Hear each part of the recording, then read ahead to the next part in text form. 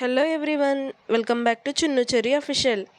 ఈరోజు అయితే ఒక మంచి డ్రింక్ అండి. అదే మనం పీరియడ్లో ఉన్నప్పుడు మనకి ఎక్కువ స్టమక్ పెయిన్ వస్తూ ఉంటుంది కదండి, లేదా కొంచెం మందికి బ్యాక్ పెయిన్, అలానే లెగ్స్ పెయిన్స్ కూడా వస్తూ ఉంటాయి కదండి. ఇలా స్టమక్ పెయిన్ వచ్చే వాళ్ళకి అయితే బెస్ట్ డ్రింక్ అండి ఇది.